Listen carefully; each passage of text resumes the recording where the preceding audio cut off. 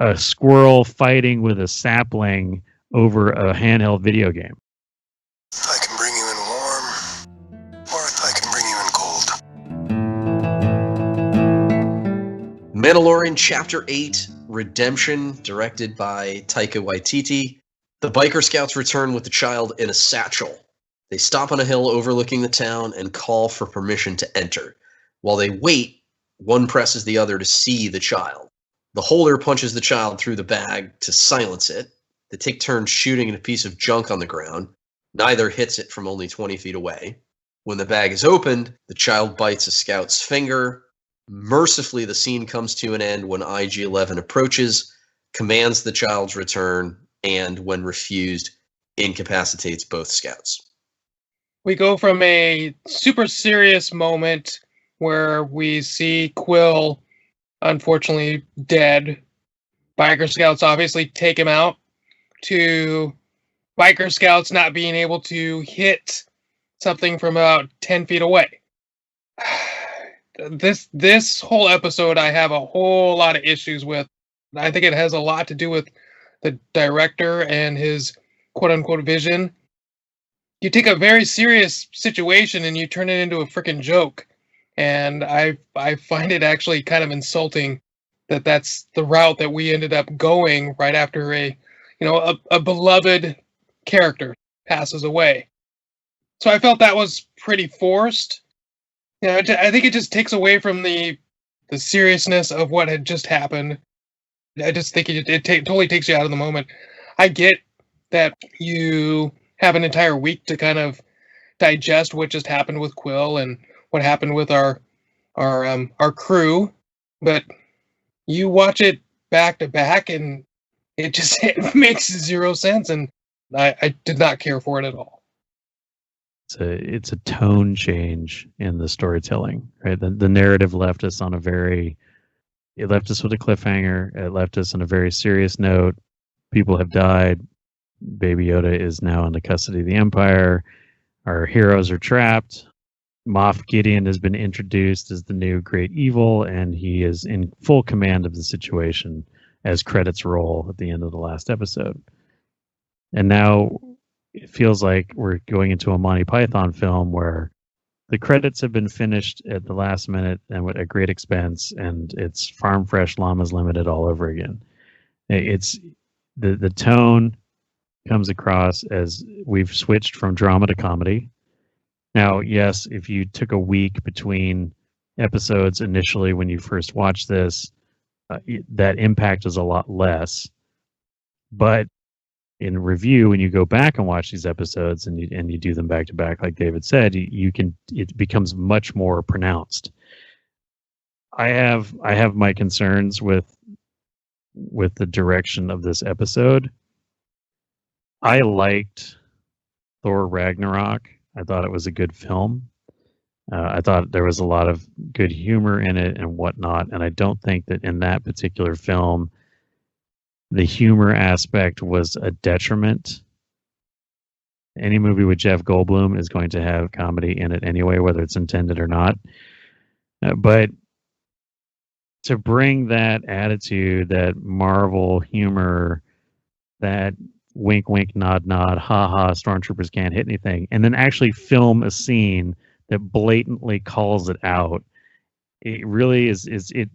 I don't know. It's not good. And to start your episode that way, and these are the same two guys that were just flying very fast and managed to shoot Quill off the back of a moving object.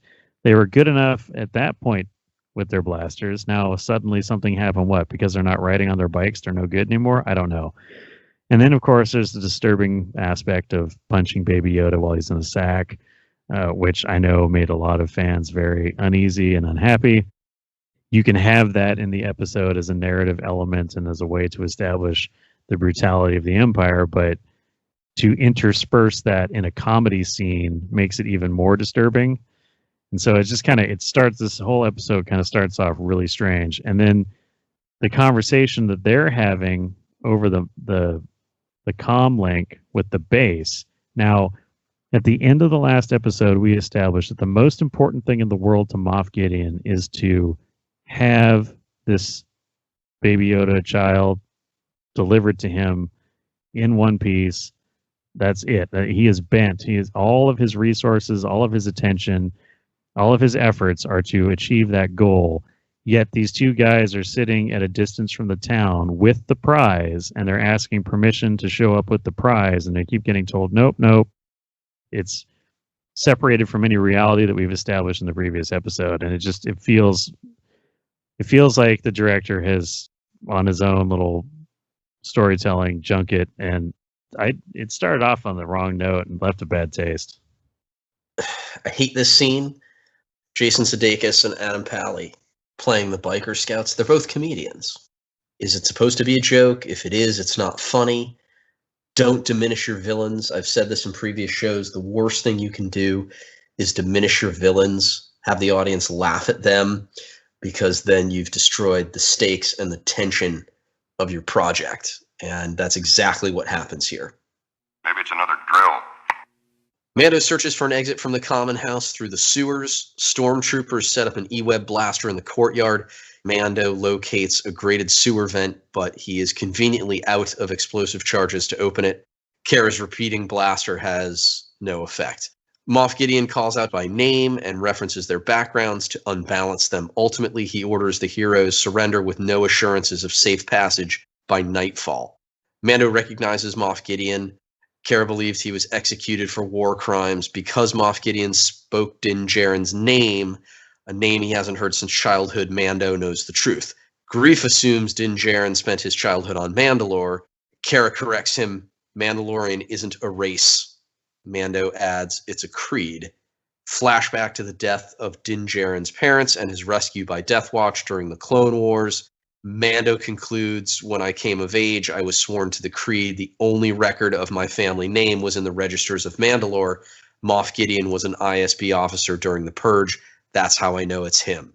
Further deduction, if Moff Gideon had the child, he would have already destroyed the common house. Mando reaches out to Queel, but IG-11 answers the call. You know I love my Stormies. So I really loved all the Stormtroopers just standing at attention. The flashbacks, nice to see the whole scenario culminate in the Mandos rescuing him. But she spends, a good minute trying to get through that grate? You know what? If the grate doesn't work, try the wall. Shoot around the grate, like Jimmy the grate out, and you'd be good to go. Yeah, this is a public establishment. This is a bar in downtown. Right? This is not a military base. It's not a fortified location. It's not a prison or a police station. It's a bar. And like you say, if that's the sewer grate, first of all, who puts the sewer grate under a booth in a restaurant? Just asking. But why not get after it with a screwdriver and take it out? I mean, did Din Djarin forget his Phillips head and he only had a straight head screwdriver? Like, I don't. Doesn't he carry a Leatherman as well as Whistling Birds and some other stuff? But we're starting to get a little bit more background on the characters, and we're starting to learn more about Moff Gideon and why he's such a formidable enemy. He saw you before you got up this morning. He knows what you're thinking, kind of a deal. It's Thrawn-esque level of bad guy. He anticipates your every move. He knows what you're going to do. He knows who you are. He knows the truth about where you come from. Thought that was good. The portions of this episode where we're dealing with Gideon and our main crew, they're pretty solid. We're seeing this whole standoff play out now. Our crew knows they're trapped. They're frantically trying to get out of the bar. I felt a little bit like the E-web situation, just the conversation surrounding it. I don't know, the way Moff Gideon is explaining everything, the villain being overly villainous, that started to feel like a Dr. Evil moment. I understand why we have this situation where he's saying, you have until nightfall or whatever, because he still doesn't have the child, but the child is right there in a sack outside the city limits, waiting to be brought to him, and yet Moff Gideon is bargaining with these people because he doesn't have the child. and I felt it was a little wordy, but it was nice to get the complete flashback to Din Djarin's rescue by Death Watch. That was another nice element for people who have been fans of the Clone Wars. The revealing of the Death Watch emblem on the shoulder of the Mandalorian that saves Din Djarin is cool. It's kind of like a oh yeah moment. Like you understand what that means. You kind of understand the significance of that group in the history of Mandalore, and it also implies a lot of things about Din Djarin's upbringing and why he is the way he is. What this whole creed and code and all the this is the way stuff is all about. So that was another nice element of this particular segment of the episode. We see why Din Djarin's so grateful for being taken in as a foundling and why it's so important to him to help other foundlings. It strengthens his connections with the child. Kara mentions a mind flare, and Greef responds that was just wartime propaganda. And then she says she doesn't want to find out. A mind flare. I know the mind flayer is a monster from Dungeons and Dragons, one of the originals from the monster manual. Any context here for you guys in Star Wars? Yeah, I heard about the Dungeons and Dragons reference. It's also, there's speculation that it could be related to the Borgullet, some kind of some kind of thing that would make you turn over all your secrets or whatever to the, I don't know, but I had no reference to that. I did a little looking around and I couldn't find anything explicitly, anything in the Star Wars universe, including legends and, non-canon stuff. And she says, upload me to a mind flayer, indicating that it might be a droid or a computer. So lots of action. IG-11 is piloting a speeder bike through town with the child in the satchel on its chest. The droid's arms and torso rotate, blasters firing, taking out Imperials as the vehicle approaches the common house. The stormtroopers in the courtyard form a firing line, but IG-11 turns the child away from harm and leaps from the bike, sending it crashing into the soldiers. The distraction allows Mando and Greef to enter the courtyard and Kara to open up with her repeating blaster. Mando lifts the unmanned E-Web from its cradle and mows down enemies. Death Troopers breach the common house, but Kara kills them. Moff Gideon walks calmly onto the battlefield and shoots Mando in the neck. Then he shoots the E-Web's power cell, causing an explosion that knocks Din Djarin to the ground. Kara drags Mando into the common house. IG-11 and Greef retreat. Another standoff begins. Moff Gideon orders, burn them out. Yeah, lots of action. Cute Baby Yoda with his ears flopping, and IG-11 doing what we would envision seeing IG-88 doing from Empire Strikes Back. But it was a cool scene. I liked it. It was very action-packed. I really like Moff Gideon realizing this Beskar is protecting him.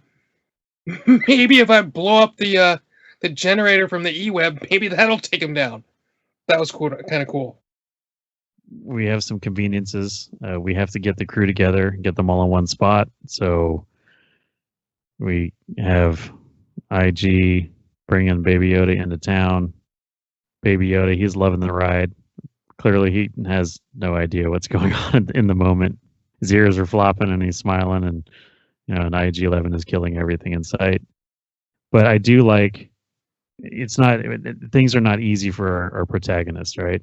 When they do the big breakout of the bar, they are going to fight their way out and escape. And as you think it just might happen, and then Moff Gideon blows up the power cell, and then everybody's back in the bar again. Yeah, I can't understand IG-11's decision to bring the child into town. IG-11 should have taken one of the speeder bikes and brought the child to the Razor Crest and activated the security protocols as the Mando asked Wheel to do. By bringing the child into this situation, IG-11 has imperiled it, and that runs contrary to its programming. Throwing the child onto its chest in a bag and taking it into the middle of a raging gunfight doesn't make any sense. Do you know what's going on? IG-11 uses a cutting tool for the grated sewer vent.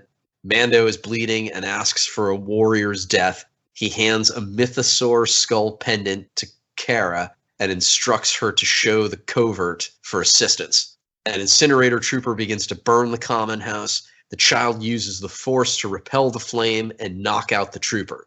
IG-11 opens the grate and hands the child to Kara, who escapes with grief into the sewer. After a brief argument about removing his helmet, the droid applies a Bacta spray to Mando's head. Personally, I think the best part of this is the child pushing back the fire by using the force. The flick of the wrist I thought was pretty funny, and then obviously he gets a little too exhausted after using the force. He hasn't apparently done his push-ups and crunches. I mean, if I'm not mistaken, this is the first time we actually see Pedro's face. Yes, this is his close-up. Okay, yeah. So this is the one time we actually know he was in the underneath the mask, and the argument between him and IG-11 about his face, and IG-11 makes the point, hey, I'm not human, so we can go ahead and remove the helmet, and I can do the Bacta spray. The removing of the child to give to Cara Dune, I think that's just a convenient thing for the story to move along. You got to get the child into the sewer drain and then get Din Djarin down there as well. Okay, scene. Nice to finally see the person underneath. Just moving the plot along. We're moving the pieces on the board. I do like Baby Yoda doing his force push on the fire and defending the Mandalorian again. It was a good effect. I like the final push. Explodes him out into the courtyard and saves the day. The scene between IG-11 and the Mando is good in the sense that we're now getting the big payoff, like we had talked about earlier, about whether or not this droid was, ultimately trustworthy and reliable because of what he was and what he is now. We're, using this scene with the Mandalorian to trust this droid. Clearly, it's showing its worth and its dedication to him and to the child. It was a little bit, overplayed, I think, but the mythosaur pendant is a nice element to show off. You show this to the covert, they'll know that myself or another Mandalorian has sent you, kind of a thing. That was cool. The flame trooper situation was cool, but I have a question about the flame trooper. When we get to episode 4, A New Hope, all of the silly paint jobs and the color scheming and the stuff of the Clone Wars is gone. We have shiny white stormtroopers. We have gloss black TIE fighter pilots. And we get the guys in the gray jumpsuits with the funny hats. But we never, ever see bright colors. The whole point of the Imperial aesthetic is that gray bleakness of totalitarianism. Where does this flame trooper thing? I know it comes from a video game. I know in video games it's common to distinguish skill level, armament, and whether of your opponents by using colorations. I get that, but the fan service causes problems. Yep, this raises so many issues in the original trilogy. I think about how effective an incinerator trooper would have been on Endor. Fantastic. Oh, yeah. Why didn't they have any? Right. Why didn't you have biker scouts on Tatooine instead of some dewbacks? The Scarif troopers, they're sand troopers. Why not send those guys down to Tatooine? So now we're all 11 types of screwed up. Anyway, whatever. It's a thing. Favreau and Filoni bringing the video game fandom into live action. And I just want to ask about these IG units. Why would the droid hand over the child at this moment? Why would the droid allow itself to be separated from the child? And then the whole technicality about the droid is not a living thing. I don't know. Am I being overly critical there? No, I think that's a good point. That's true, but it doesn't have its original programming now, because remember, it's neural rig has been redone. So that could be a cool thing. It's the nurse package. Before long, IG-11 and Mando catch up to Kara and Grief. The sewers are a maze that slows down the escape. Mando was wobbly but grows steadier with time. When they reach the covert section, they find a large pile of damaged armor, an indication that the Mandalorians were wiped out. The armorer appears and explains the Imperials came for the covert. When asked about survivors, she replies, "I hope so. Some may have escaped off-world." She is in the process of melting down the remains in her forge, and she refuses to leave until her salvage is complete. Mando discusses the child with her. His claim of telekinesis prompts her to mention the Jedi. She characterizes the child as a foundling in his care by Creed and tasks him with reuniting it with its own kind. However, she doesn't know where to find Jedi. Kara suggests a plan to leave. The armorer tells them to follow the descending tunnel to the underground river and awards a Mudhorn signet and jetpack. After they depart, she kills a patrol of stormtroopers. The scene with the armor and the stormtroopers, probably my favorite part of the entire episode. Well done.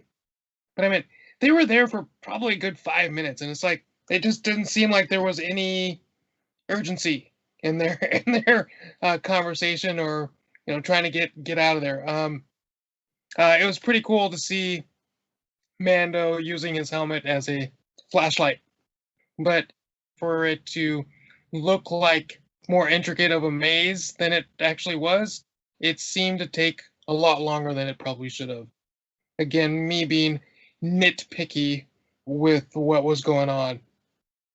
Well, he was concussed, David, and he was approaching the covert from, well, not his usual entrance. Concussions, excuse, Sean. Come on. All right, that's the bleeding from the eyes and the nose had nothing to do with his confusion. Yeah, I know. Yeah, to make it look like they were losing the Imperial guys, so then they could sit down and have their 5-minute conversation with the armor.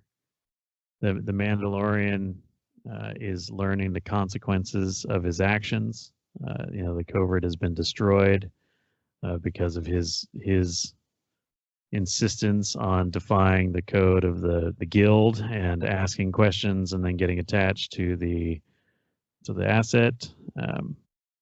I like the fact that the Mandalorian armor was held by the Empire and kept from the Mandalorian people, and what that means to the Mandalorians. The fact that she is staying behind and making sure that all of the Beskar goes with her and nothing is left behind for the enemy, I think it's fantastic. It's very consistent with what we've heard and what we've seen in the show and with the culture of the Mandalorian people and this character of the armor herself, this commitment to the honor and the culture of Mandalore, and never allowing the result of the Great Purge to happen again. So not letting the enemy collect their armor and keep that sacred metal from them. Initially, Din Djarin was going through the process of explaining what happened with the Mudhorn. He was not wanting to accept his signet. He didn't feel like he had earned it. He didn't feel like that was appropriate for him as a Mandalorian. But now the armor is like, no, you're a clan of two, kind of giving him just enough info to get his quest kicked off appropriately. He has a purpose. The fight that she has with the stormtroopers is fantastic, and the fact that she just kicks the hell out of those guys was pretty cool to watch. I really like this character, the armorer. I love the costume. She has personality, even though for the most part she speaks in a monotone. I want to see more of this character. And as you said, Sean, just enough information to kick off the next phase of the show. Follow-up question.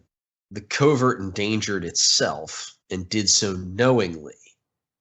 The armorer does not in any way seem angry or disappointed with Din Djarin for doing what he did to protect a foundling. Should she be upset with Din Djarin for his choice?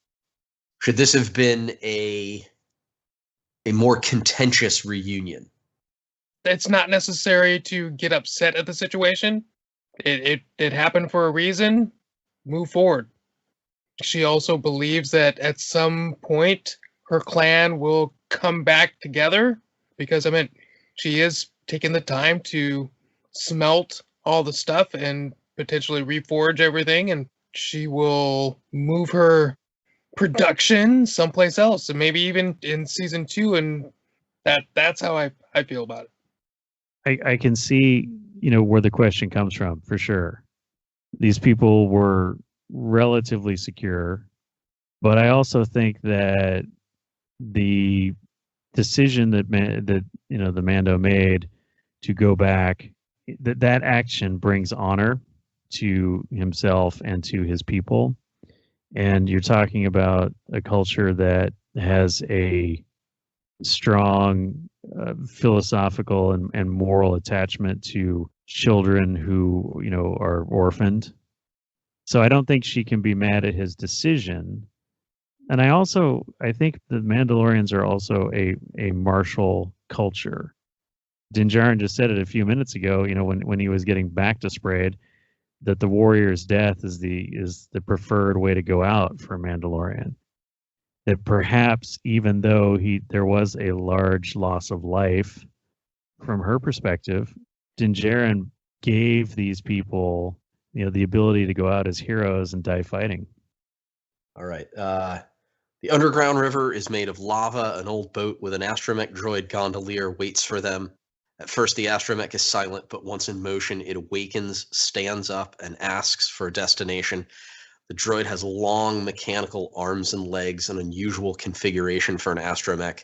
As they approach the lava fields outside, Mando detects a platoon of stormtroopers hiding by the exit. Kara shoots the dome off the astromech because it has malfunctioned and will not stop the boat. IG-11 sacrifices itself by wading into the lava and self-destructing, killing the stormtroopers with an explosion. Oh boy. So everybody gets in the love boat. Creative and cool configuration of the astromech droid. I think Cara Dune overreacted just a smidge. I do have an issue with IG-11 getting into the lava. Good story arc to sacrifice himself for his friends, and ultimately protecting the child like he is supposed to. But walk up to the stormtroopers and detonate his thermal detonator. I mean, the One Ring couldn't even last that long, so I don't know obviously what type of metal he's made of, but he was able to do that. Again, science with my science fiction, as Sean would say. More than likely he would have been done too. So nice fitting end to IG-11. IG-11 suddenly becomes consistent again with its programming, protecting the child and doing whatever is necessary. I like the visual of this boat and the lava. It reminds me of Greek mythology, and Charon, the boatman, carries you across the river Styx to the land of the dead. It just kind of had that feel. It was a journey of doom that they were going on, and they're heading towards stormtroopers, and there's no way out, and someone has to be sacrificed. And it winds up being IG-11, and by detonating it kills all the stormtroopers and allows our heroes to escape. The astromech droid is cool. We get a variation on the R2 unit. It's kind of funny. I mean, it is David's point. It is a little bit overreactive, but it was kind of fun to watch Cara Dune just waste the R2 unit. Again, like a lot of parts of this episode, it feels like we're making sure that the pieces are moving along the game board so we can get to the ultimate climax of action and the conclusion of the episode. This is acceptable. Moff Gideon buzzes the group with a TIE fighter. Mando uses his jetpack and wrist lasso to climb on the ship. He plants explosive charges that take down the fighter before he lets go and lands safely. Cara and Greef say their goodbyes to Mando and Child. Mando buries Quill and leaves Navarro in the Razor Crest. Jawas are already scavenging when Moff Gideon uses the Darksaber to free himself from his fighter's wreckage. Okay, so the battle between the Mando and Moff Gideon and the TIE fighter was absurd, but it was not so absurd that I just threw down the remote and was like, I'm done with this. The action was ratcheted up at each stage as we moved our characters through the story so that we could have this over-the-top boss fight But I did find the magic fingers thing hilarious. But it's also okay, that we don't want to continuously to rely on Baby Yoda pulling everybody's butt out of the fire every episode by doing some magic force trick. I mean, he's supposed to be an untrained force user, extremely powerful, but still untrained. And these things that he does take extreme effort. This is the moment where he's kind of waking up from his last major force push. After that, it's the big battle, and he crashed the thing and whatever, and we have the big hail fellow, well met moment between Kara and Grief and Mando, where he's going to go on his way. I thought that the burial of Quill was very well done. Shows the character of Mando, honoring the dead and honoring his companions. A nice, heartfelt, kind of emotional way to head off at the end of the episode there. The Mando flies off into the sunset in his ship, with a new mission. And then, of course, we get the big reveal of the Darksaber, which is probably the best part because it brings in Mandalorian history and lore, the politics and the culture of Mandalore. And by wielding the Darksaber, you become the Mandalore. We've seen through other shows, Clone Wars and Rebels, the import of what the Darksaber is. Now we have all kinds of questions. The last time we saw the Darksaber in Star Wars before this reveal was in the hands of Bo-Katan, given to her to lead the Mandalorians and unite them against the Empire. And it's in the hands of an Imperial officer, and he's one who was intimately involved in the purge and the destruction of the Mandalorians. It was a huge moment for Star Wars. We have our concerns about stuff that went before in this episode, but the way that it went out with Gideon and the Darksaber was fantastic. Score for Chapter 8, scale of 1 to 10. Despite the stormtroopers, I'm going to go with a 4. I can't get past the inconsistencies. The first section of the show, yeah, it's a 4 for me. I want to give it a 7, but I'm going to give it a 6.5. It was a lot of action and not a lot of plot. And then there was a lot of awkward and misplaced humor. The whole beginning situation with the biker scouts was just a lot to overcome for me. This episode 7 was such a good episode, and then episode 8 really didn't deliver in a lot of ways. So yeah, 6.5, 6.75 maybe, if I'm being super generous, if we want to break down into quarter points. But yeah, that's where I'm at. Tough to score this one. Many things I enjoyed, many things that caused frustration for me. Unfortunately, the frustrating parts are bookends. I did not like the opening with the biker scouts, and I did not like the Mando hanging on to a TIE fighter in flight. So 6. Our discussion has come to an end. Our analysis of The Mandalorian Season 1 has also come to an end. Thank you, David. That's a wrap. Thank you, Sean. I have spoken. Eventually, we will tackle Season 2 of The Mandalorian. Stay tuned. Galactic Initiative is not authorized or endorsed by Lucasfilm Limited. The name Star Wars and all related materials are registered trademarks of Lucasfilm Limited, a subsidiary of the Walt Disney Company, all rights reserved. Galactic Initiative is a registered trademark, and other product and company names are trademarks of their respective holders. Use does not imply affiliation or endorsement.